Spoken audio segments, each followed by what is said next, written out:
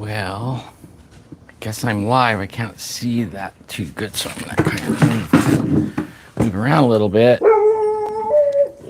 Bailey, hey, Bailey.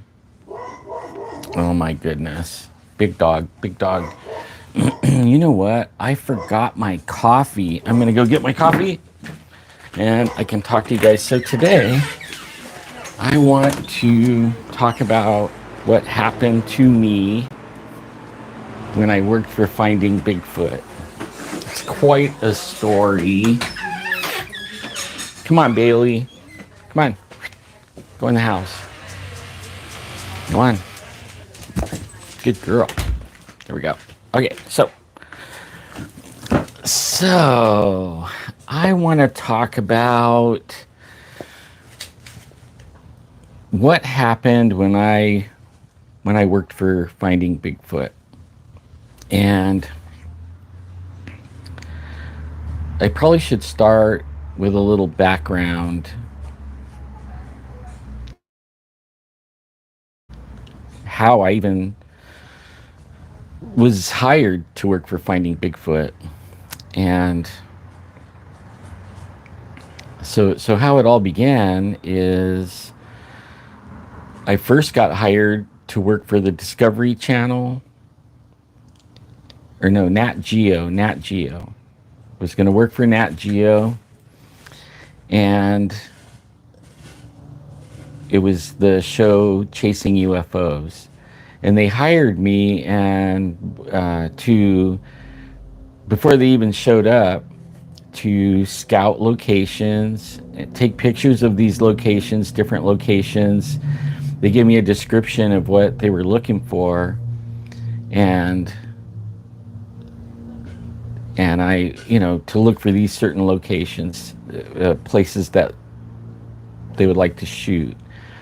And I went out and traveled all around and took pictures and sent it to them. And then the producer came and met with me, and we talked about logistics, like the hotel, rental cars, and we went and looked at some of these locations where he came personally and looked at them. And then we finalized that. And a couple of weeks later, the crew shows up. And we shot Chasing UFOs. I was behind the camera on that one, part of the crew, and I only worked for them while they were in my area. Then a year later, 9 months later, something like that, they caught the same.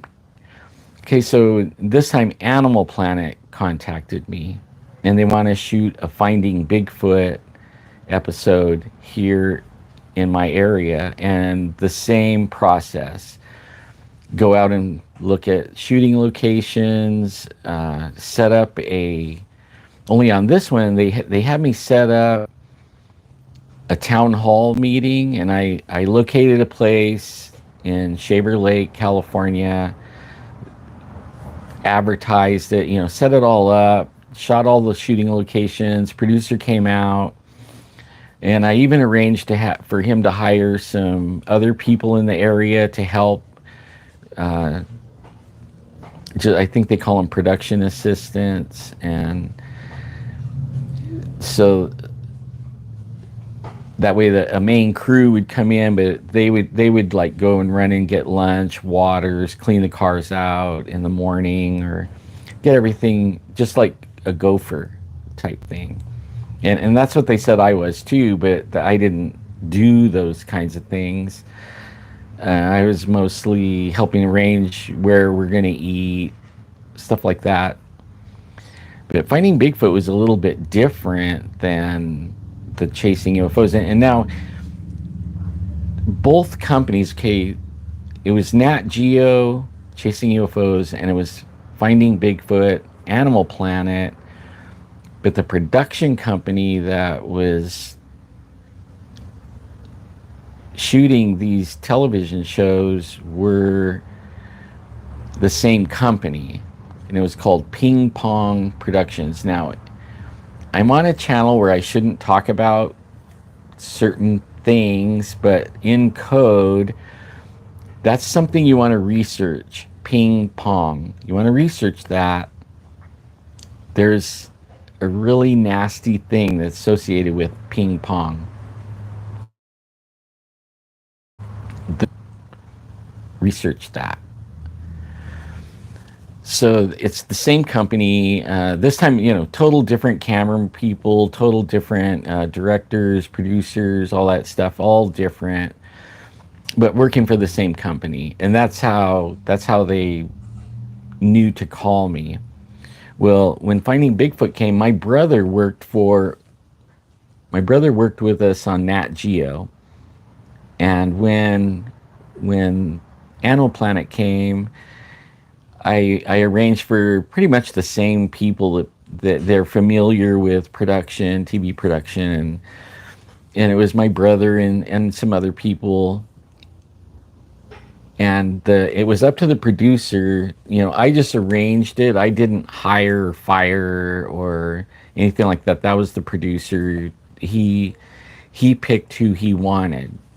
And then when the day the crew came in and the landed at the airport, I got the rental cars arranged and the hotel and all that. And we got the Finding Bigfoot cast and crew all settled in and everything. And I noticed that I did notice that my brother wasn't in the crew, right? He wasn't in the crew. But see, that's not my call. I didn't have anything to do with that. And we began. And how the days go with Finding Bigfoot was I would get up at 4:30 in the morning. I had to be at the hotel by 7. Have the production assistants put everything in the car, except for the equipment. The crew, the camera people, and their crew chief guy. They made sure all their equipment was in there, but we had food, snacks, water. Throw all the garbage away. Get everything all ready for a long day shooting at multiple different shooting locations. And then we would come in around, I would say, midnight. So I would be there at 6:30 in the morning, start getting everything together by 7 in the morning. We would get back at midnight. I wouldn't roll into my house till 1 or 1:30 in the morning, and then rinse and repeat every day for 2 weeks. No days off. But I could hang. And now I'm disabled. I had at the time I was really having problems. I was on a cane, in a lot of pain, still in a lot of pain, still today, with RSD. I'm not going to go into explaining RSD except to say it's the highest pain known to man, besides having a digit cut off or a leg cut off, or that's a little bit higher pain, but almost every other pain is under the pain of RSD. And I was still dealing with that quite a bit mentally on how to handle it. And one other thing about RSD is cold. For some people, they can't handle heat. For me, I can't. Cold made it worse. And one of the other things that it does that's important to this story is your body, or most people with RSD, their nervous system's all jacked. So you can't regulate, your body can't regulate temperatures. So it could be freezing and you'll be sweating, and you can't adjust to temperature changes. Your body doesn't adjust. So it's a really uncomfortable thing to have your body not able to adjust to temperature changes, especially really fast ones. So that's important for how this story goes. Oh, really? You can be quiet. You're all right. I'm live, but you're all right. But there's nobody watching. But there will be later. Later, probably, yeah. So everything was running smooth, and I got to tell you, everybody was wonderful. The people were wonderful. The camera people were just absolutely amazing. Great people. The cast was really cool. I kind of got with Bobo, and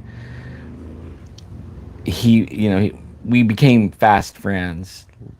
Bobo and hanging out with them, and actually all of them. Renee was good. I mean, all of them were good. I mean, beautiful people. Even Matt Moneymaker was good, and Cliff, just down to earth. They took me out to dinner to a steakhouse and everything was going really good. We were working our butt off,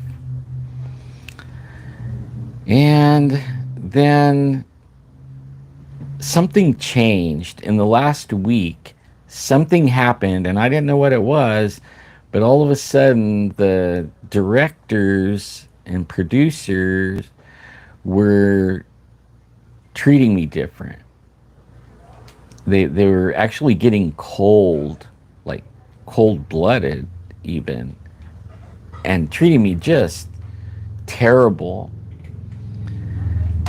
And I didn't know what was going on, and I didn't really contact the outside world, like when you only have 3 or 4 hours sleep every night and that's it. I didn't have time to chat on Facebook and then when we got to the shooting locations, a lot of times I didn't have a signal, so I pretty much during the whole time was not connected to social media. Maybe every once in a while I would look at my check my social media in the hotel, at midnight or something like that, or really early in the morning. But I really didn't have contact with anyone. I didn't even see my wife. I would see her, but she was usually in bed asleep. So I was pretty much not, and I'm not that guy anyways. I don't stay on social media all day like some people. They got their nose in their phone or their tablet or excuse me or whatever. I'm a busy guy. Like I do things. I make things. Like I just finished making this, and I did a short about it, but it's a buck 110 sheath. It's really nice. But yeah, so I do things. I make things. I have a life, right? Outside of social media. Well, then the last couple of days of the shooting, I was not scheduled to be on Finding Bigfoot at all. I wasn't going to be. I was going to do like chasing UFOs. I was going to work behind the camera. I wasn't going to be one of the people that they interview. But it was like the second to last day, the producer comes to me and tells me, "How come you didn't tell me?" I'm like, "Tell you what?" Because you didn't tell me that you had a Bigfoot encounter, and a long one. I'm like, oh yeah, I didn't think that was important. I don't know why, I'm not the guy to focus attention on myself either, you know. But so he told me to tell him the story, and I told him. He goes, "Okay, tomorrow that day you're going to be the last guy we interview." And I'm like, "No, because I'm not dressed for it. I didn't dress to be on TV. I dressed to be trudging around in the snow. It was snowing. It was cold. There's probably 7 or 8 inches of snow on the ground. It was constantly snowing all day. And I wasn't prepared to be interviewed. But we went ahead and did the interview. And then we were going to this place, another spot place, to they were going to do their thing off where they were on camera, but no interviews. They're going out in the field and do their tree knocking or whatever it is they do. I'm not sure. We weren't allowed to go with them on those little where they take off with just a couple of cameras, and they spent hours out there, whatever they were doing. I don't know, but only while they were out there, it got dark. It was around 9 o'clock, and they're doing a night thing, and it was freezing. It was snowing. The wind was blowing, and everybody would get in a vehicle, and turn the heater on, and everyone was all in these cars. And every time I tried to get in a car, they told me no. I had to stay outside, and I was freezing. And I told you earlier, RSD, the cold affects RSD. It makes my pain magnify 100 times more. So I'm like in pain. They won't let me get in the car. I'm starting to feel really weird. I think my health, it was like getting dangerous. It's getting now 11 o'clock p.m. I've been out there for hours in the snow, no place to go to get away from it. I'm standing out in the snow, and I'm starting to freak out because I was told one of the people, the PAs that I got helped get a job, told me they were told that I can't be in the car, that not to let me in. Nobody was allowed. Like, bad things would happen. If they let me in the car, bad things would happen. So what are you doing? I have no idea what's going on, and I'm like totally freaking out on these people. I'm starting to get angry because it's not fair. They're sitting there with a motor running and the heater on, and I'm standing in the snow freezing. And there's other cars. I could get in a car all by myself and sit under a heater. I mean, there was plenty of vehicles to get into and get out of the cold and the snow and the wind. But they were adamant that I couldn't get in, and in fact, the directors are being rather cruel about it. Like it was almost like they were enjoying that I was out there, and I mean, thoughts started going through my head of hurt somebody and I don't get it why I can't get out of the cold and out of the snow. So, I'm starting to really freak out now. I'm starting to panic. I can't feel my feet. The pain is racing up my leg, through my body, into my brain, like piercing like a sword up my body. And I'm starting to really freak out. And I don't know what I'm going to do. I think like if something doesn't happen pretty quick, they're going to be having to call 911, And about that time, here comes Bobo in a Suburban. It was the crew, the cast car. Nobody was allowed to get in the car that Bobo, Cliff, Matt, and Renee rode in. Nobody, a director or a producer, they're the only ones allowed in that car. But everyone else in the other cars, or they're all Suburbans that they rented, but I wasn't allowed. And Bobo pulls up and rolls down his window. He says, "Get in, I got." I'm like, thank God, I mean, I got in and I was thanking him profusely because, I mean, I was getting warm. I couldn't even feel my hands anymore. I was not dressed to be standing out in the freezing cold. I mean, in the cold, but I wasn't dressed to be out there for hours.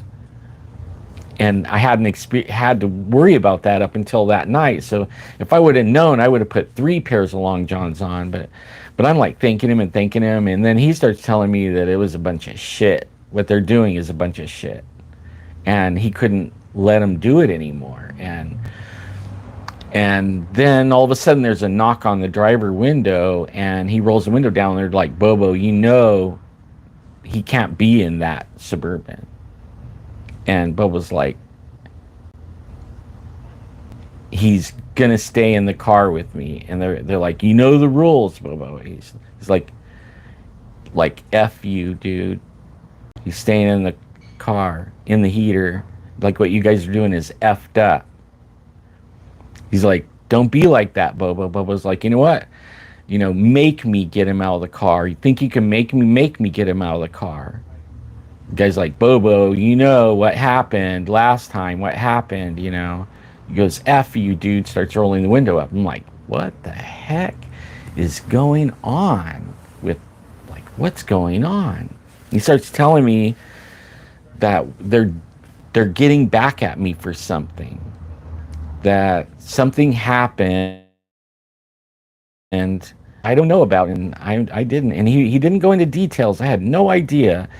Tell me that it's effed up. They should probably bring you in and talk to you about it and get your side of the story of what happened, and and see what's really going on. He goes, they don't just start freezing you out like that, out in a freezing freaking snowstorm, and make you stay out there like that. He goes, that I wouldn't even do that to a dog. So we sat there and we chatted for a little while, and every once in a while somebody would come up and he wouldn't even open the window. He's like, F them, F them. So Bobo is really cool. He saved my life, I think.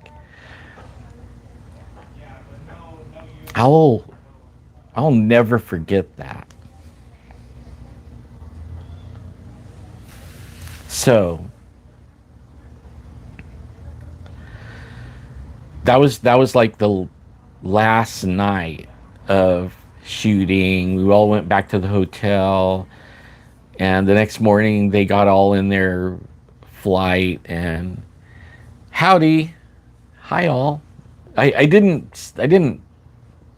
share this, so I didn't share that I was even going to go live. It was like a last minute thing, but I've been thinking about sharing this story for a year or two.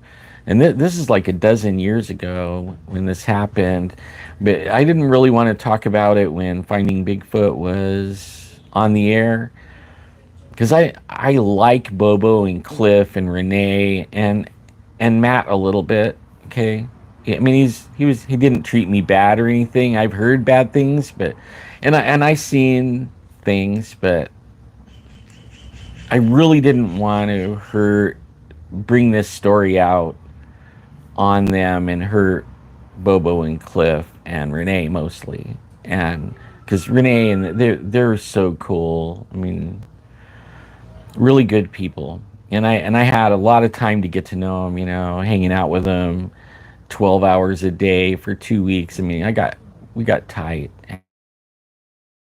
and so the shooting schedule's over, and the next day, it's a relief. I mean, I slept like 10 hours straight, because I hadn't slept hardly at all. And when you have RSD and you're in so much pain, normally you don't sleep, even on a good day, sleep. So with all that physical exertion and all the problems with the pain, I wasn't really sleeping. So for 2 straight weeks, I probably had maybe 5 hours of sleep the whole 2 weeks. So I was getting weird.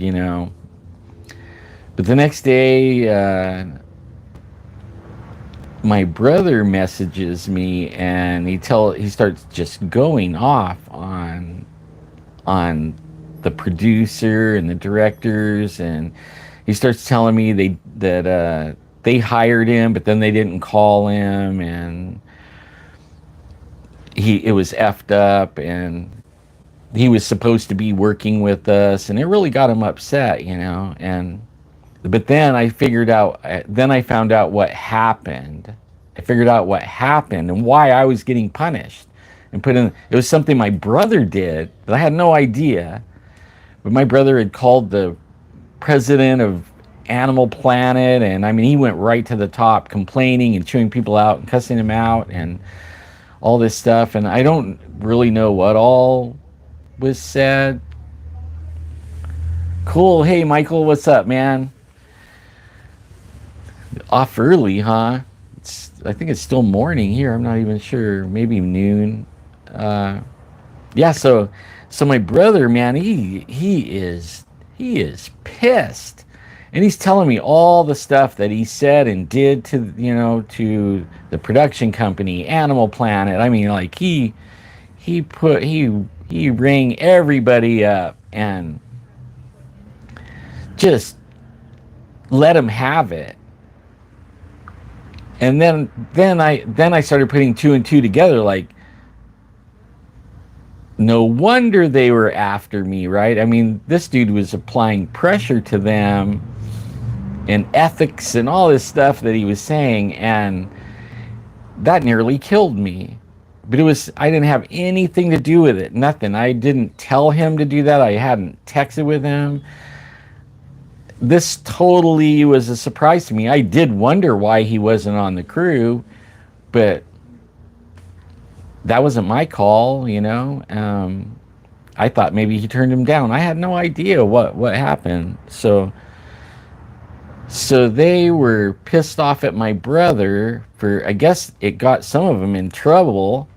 Some of the directors, they got directly in trouble, and the producer.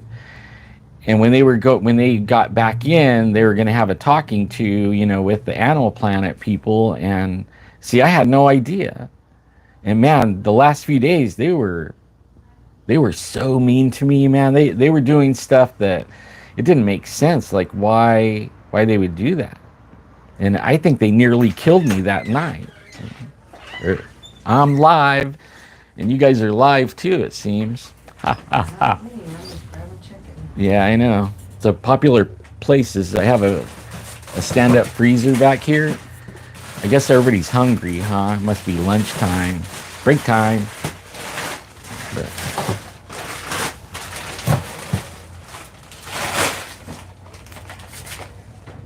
oh.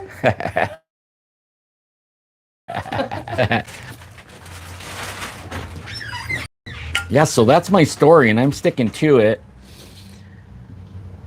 Really ticked me off, though. Like, but what could you do about it? Like, man, I wanted to chew my brother out. Like, do you know what you did to me? Like, without him knowing, that dude almost killed me too. And I understand. I totally agree with what he said. Every last single bit of it. I mean, that was not fair what they did to him. That would have ticked me off too. But it wasn't fair to take it out on me like that without at least, like, I think they should have called me in and had a little meeting with me in the morning, like come in earlier after the shoot, set me down, let's go have a cup of coffee or something and sit down and talk about this. They should have talked to me about it and not just tried to kill me over it. But through that, because of that, I became tight friends with Bobo. Still to this day, I mean, we don't talk or anything, but only we still stay in contact or have had over the years. I mean, Bobo's a really good dude, man. I know a lot of people in the Bigfoot world, they don't like TV people, or they think it's all fake, and it is. It's sensationalism. Come on, people. I mean, they're telling real, true stories, but people are weird. They want everything to be sensationalized. If it's not, then they're not happy. Renee is really, so is Cliff, Bobo, and Renee. They're really good people. When I set up a location shoot at Thule Reservation at the Painted Rock, the one that's like probably 1,000-year-old painting of a family of Bigfoots on this rock at this Indian reservation, the Thule Reservation. And I mean, that it went great, but when the actual show came out, it was like 12 months after the shooting. That's when that show aired. They barely showed anything of the tribal members telling anything, and they single-handedly ruined it for anybody that wants to go there and interview the tribe. And I hear that they just were able, Discovery Channel was able to go over there and actually get an interview finally after a dozen years, because boring organ. Sweet, man. That's cool. That's really cool. So if you see Cliff Barackman, tell him Alan and Clovis said hi. I mean, the dude is stand-up dude, really, truly, genuine believer, genuine researcher. You know, and what a lot of people don't realize about Finding Bigfoot, like they say, oh, Finding Bigfoot. They never found a Bigfoot. They didn't really want to. I mean, if they could have, they would have. But if you're any kind of person that's been out trying to find these things, like I have for 30 some odd years since my first sighting, you realize it isn't that easy. If it was, there would be all kinds of stuff on the internet about it. But there is enough evidence to put somebody in prison. Like they have enough DNA and foot tracks and evidence to, like, if it was a murderer, they could put somebody in prison. You know? And so the Bigfoots just aren't out there posing for you. You know what I mean? It's not an easy thing. But what Finding Bigfoot did do, have been Bigfoot knowers, experiencers, and as what's his name, that guy in Canada says, in the club of no return, right? You didn't ask to see it, you weren't looking for it. Well, I think Expedition Bigfoot's they're coming at it a different way than Finding Bigfoot. I think Finding Bigfoot mostly was about sharing other people's experiences and then just time, but also teaching you some things like the knocking on the trees. Everybody makes fun of that, but I'll tell you, I knew about that before Finding Bigfoot came out with that, and that we could actually elicit responses from the Bigfoot using the tree knock. And the Bigfoot started the tree knocks first, and all we were doing was knocking the same amount of times as they did, and they would repeat it. And sometimes they would go off hollering and screaming like chimps, sounding like chimps. And I mean, that works. And you can make fun of it all you want, but it works, okay? And if a lot of times if you get in an area, they already know you're there, they already know why you're there. So you're not fooling these things. Otherwise, if you could fool them, you would get them on camera or trap them on a camera trap. I mean, they're not stupid. And I think they have abilities that they know your intentions probably before you leave your house. I mean, if you're already like, I think they keep tabs on people that know about them and have seen them. You know, I think they know. And yeah, exactly, Mike. They know.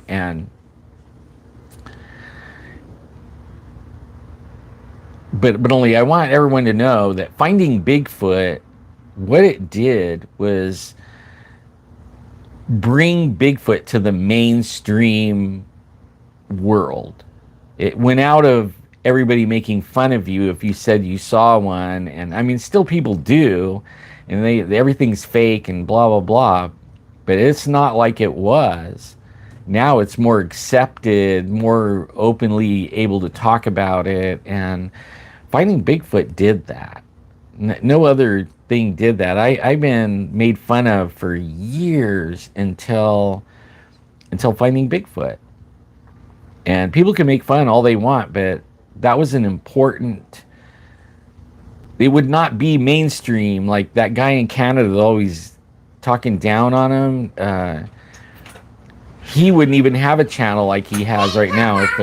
Hey, you have pie? Shh, go back in the house. No, I can't. You can. You have to. Surprise! Why, thank you. Oh, is that mine? See, you gave me I got a package. She's delivering. You want to say hi to everybody? Can everybody see you? Hi. This is Desiree. Okay, now you got to go back in the house, okay? Thank you for delivering the package. Okay, so yeah, so I wonder what I got. It says keepsaker frames. Frame the moments. So, I think Todd Stanning's the real deal. And I think some of the videos he shows are the real deal. And I made this for the Buck 110. I'm gonna make some more of these. I'm gonna offset it, like bring that one up a little bit so that it carries at a cant. It's so nice, man. I actually drew this out on a piece of paper, traced this, drew it out, came up with the idea, cut it out, and then put it together. But I love how it snaps in. It's so nice, so nice. But I'm gonna open this package. Let's see what we got. Yeah, let's see. I have no idea what this is. I don't know. I didn't order anything. And this knife is sharp.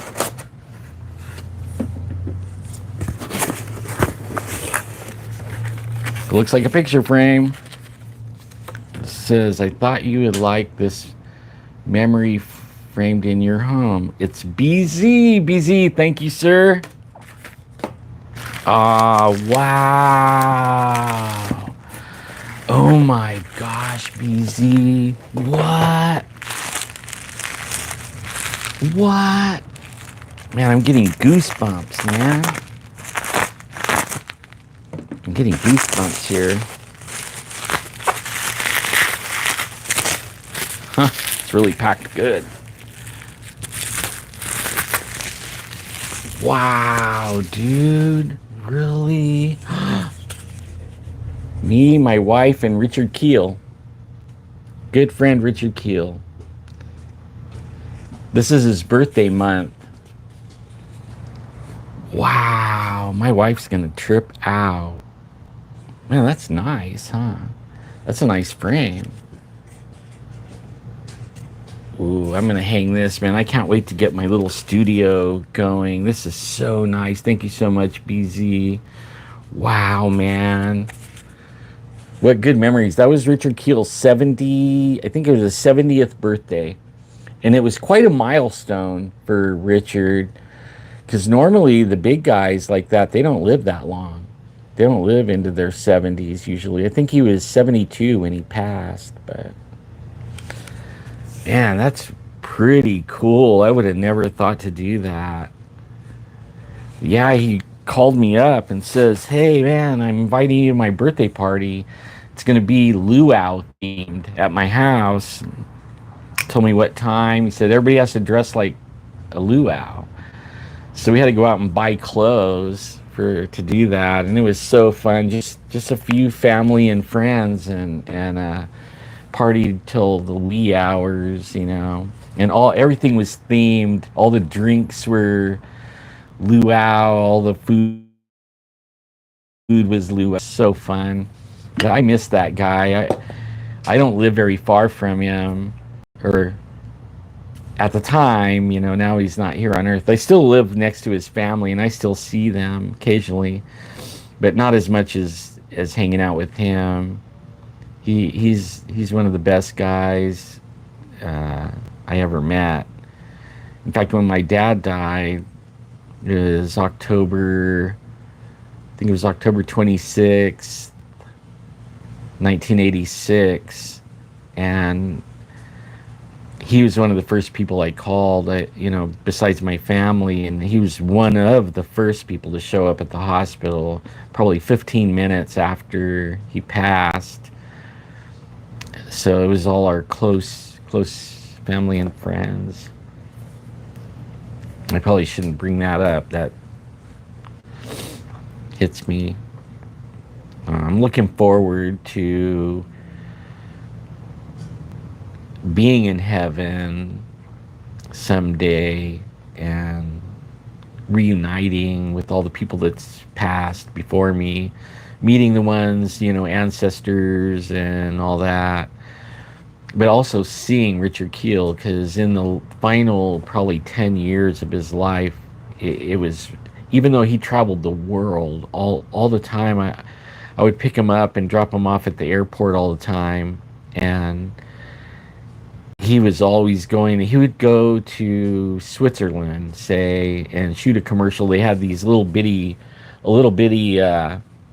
credit card, and somebody came up with the idea that he could promote this little teeny credit card, because anything in his hand, like he could take a soda pop can and put it like that, and you couldn't see, it would just be right here in his hand, the soda pop. He would hide a whole 12-ounce can in his hand, but everything that went on his hand made it look little. So when they had that little bitty credit card, it really looked little. But I took him and dropped him off at the airport, and he was going to, I think, Switzerland or France. I can't remember. I think it was Switzerland. And they were shooting a commercial for that, and he was going to make $1 million in one day. Go shoot a commercial, and they pay his way, pay his flight, pay his food, pay everything, and make $1 million in one day shoot. It's interesting. But yeah. So that's my Finding Bigfoot story. I've been dying to tell that for a decade, because I want people to know Finding Bigfoot was a good thing for the Bigfoot world. And sure, there's nefarious things that happened and still happens, and a lot of it is from Bigfoot people that will attack other Bigfoot people. I don't know what the deal is, but it's human nature. Just about in anything that you do, there's always somebody, that's going to be negative and try to hurt people. But in the Bigfoot world, it's really ruthless. I mean, these people get nutso wacko, and maybe they're nutso wacko to begin with. I don't know, but wow, there's some vicious people in the Bigfoot world, and I'm not going to deny that. I have been the focus of many attacks just because of what I share, and I've been called every name in the book. I've even been threatened to shut up, and I'll never do that. I'm not going to shut up. They're there. Like I was saying earlier, like that guy in Canada says, it's the club of no return. You didn't ask for it, you weren't looking for them, and then there they are, and now you're in the club of no return. You can't get out of it. They're there for sure. It will change your whole world. Like, you don't deer hunt like you used to, you don't camp like you used to. Everything you do now has that in the back of your mind, that there's this monster-sized thing out there that's a ninja and has special abilities, and they're there, and usually they're always there, and you don't see them, you can't hear them. Oh, they're messing with my mic. I believe that. It's one of the best mics you could get, though. I have the wind thing on it. Maybe it's this. Let me put this up here. Is that better? It should be. But that now there's no line of sight problem. But yeah, so people that don't know about Bigfoot, they should at least not be so ruthless. 5x5, right on, man.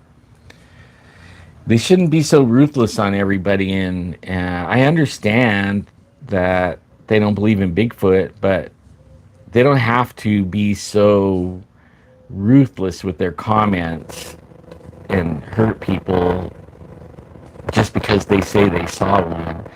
And I'm sure, just like everything else, there's some people that they think that Bigfoot was around there, and maybe it wasn't, And then there's the people that I think that hurts the Bigfoot community the most, especially the ones that want to share pictures, like Todd Standing and even myself.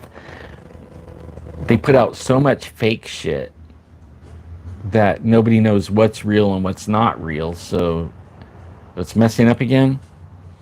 I don't know what's going on. It's probably my signal. It's probably my Wi-Fi signal. Well, you guys, I am about done. I wanted to get that off my chest. I wanted to do it on my new YouTube channel. This YouTube channel isn't shadow banned, and I'm getting thousands of views when I can't even get 45 views a month on my other channel. 8,000 subscribers on my other channel, can't even get 40 views. Sure, go for it, Mike. What you got? Yeah, man, I'm loving this, that I'm getting views on this one. It makes me want to put videos out. Got a helicopter coming. We need some military. And I'm really liking my knife sheath while I wait for your question. Man, I love that.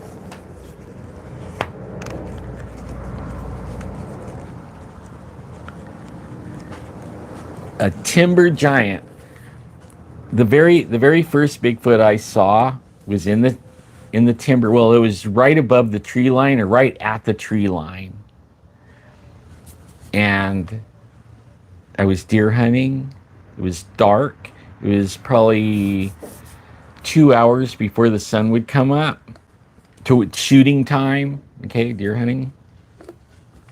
And oh, he's a YouTube guy? I haven't seen Timber Giant Bigfoot. I'll look him up though. But I've seen the Forest Ninja Timber Giant Bigfoot. They're out there. And you know, on my sighting, let me share something I've never really shared about that sighting. I think I know why that Bigfoot was there. We were at the end of summer, deer season's, into fall, right? Okay, I'll look at it. And then I'll do a live and we'll talk about it on there. But I know why that Bigfoot was there. Where we parked, we were waiting for the sun to come up. And we wanted to get there early enough that we could take off and walk over this ridge into an area that you can't drive to. It's probably like a 2-mile hike into these high mountain lakes. When the deer were not down where there was a lot of pressure from hunters and stuff, we were out there for like 9 days. There was nothing there. But over the summer, where we parked at was a trailhead that all summer long people park their cars there, and then they hike over the Sierras into Nevada, and vice versa, back and forth. And at any given time, all summer long, there's 5 to 10 cars or trucks or campers, vans parked out there for weeks with nobody in them. Well, the season was over right at the end of the season, though, and there was nobody parked there. But we came in, 3 o'clock in the morning, 3:30 in the morning, and we parked there. And this thing probably didn't know, like I didn't know there was a Bigfoot. I never seen a Bigfoot. I actually made fun of people. I mean, I would think it was funny if people say they saw a Bigfoot. I was raised in the mountains. I mean, absolutely tracking hunting. Grew up around Yosemite, in Yosemite. I mean, I grew up in the mountains. I mean, this is my favorite place in the world. And I knew every animal. I've hunted almost everything you can hunt. There's some things I didn't like hunting, like ducks. I'm not really a duck hunter, but I like bear hunting, deer hunting, squirrel hunting. I've hunted it all. That thing didn't know when it came over the hill and it seen us parked there, I think it thought it was just another vehicle sitting there with nobody in it. Because we didn't have any lights on. We're just sitting in the cab, talking, waiting for it to get light enough, just only light enough where we didn't need a flashlight. And then we were going to hike and try to get over that ridge and into the other side before the sun came up. We wanted to be in place before the sun came up. And we were just about getting ready to get out of the truck and head right where that guy, right where this Bigfoot was. We were going to go that direction. We were facing that direction. We are going to go right up where he was. I don't think he knew we were in the vehicle because all summer long there was empty vehicles parked there all the time. And when people showed up, they usually didn't hang around the vehicle very long, and they were off hiking up the trail, or they got to their vehicle, fired it up, and then they were leaving. So people didn't sit in their car probably right there very long, and I think that's what it thought when I first saw the Bigfoot. Was I'm pretty sure that's what happened, and I think that's why I got my first sighting of a Bigfoot right there in 1987, October of 1987. Well, anyways, guys, it was fun hanging out with you. I will check that, uh, type that one more time. No, I'll go back and look in chat and see what that was. It was for giant Bigfoot, right? Or giant timber Bigfoot. I'll look that up and I'll look because I'm interested in that, especially people that have video or audio or anything like that. Well, you guys, it's Friday the 13th. Stay lucky. It's my lucky day. Okay, that's cool. It's my lucky day, Friday the 13th. Man, you can't get any better than this. You guys all have a great weekend, and we'll see you like probably this weekend. I'll come back. Oh, what? Where's off? There it is.